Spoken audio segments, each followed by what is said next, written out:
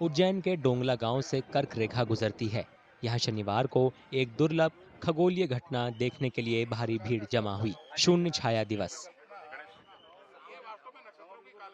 ये घटना 2 साल में होती है। इसे सरकारी जीवाजी वेधशाला के समय गणना केंद्र में दर्ज किया जाता है। उस समय सूर्य सीधे सिर के ऊपर होता है और वर्टिकल वस्तुओं की छाया नहीं बनती।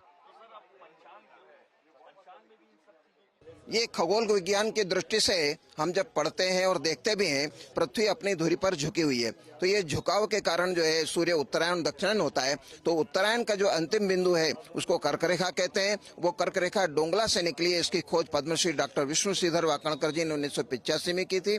और कर्क रेखा के साथ साथ एक और रेखा यहाँ से निकली है, शून्य रेखा, जो काल गणना का मूल हेतु है। तो ये दोनों रेखाएं यहाँ से निकलती है और इन्हीं दोनों रेखाओं के कारण यहाँ चमत्कार होता है। जब कर्क रेखा में सूर्य आता है तब यहाँ पर छाया शून्य हो जाती है और ये पिछले कई वर्षों से हम देख रहे हैं। वेधशाला समय और दिन के उजाले की लंबाई मापने के लिए सटीक उपकरणों से लैस है। देखा गया कि कम समय के लिए ही सही सभी छायाएं गायब हो गईं।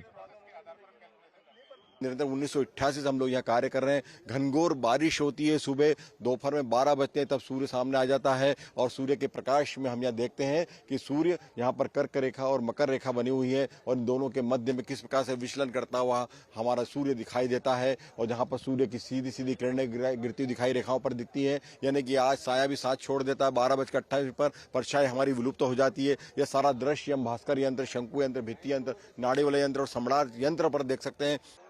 शून्य छाया दिवस कर्क रेखा और मकर रेखा के बीच में 2 साल में दिखने वाली घटना है।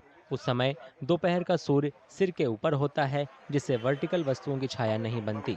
इस दुर्लभ घटना का इस्तेमाल वैज्ञानिक और शैक्षिक प्रदर्शनों में किया जाता है।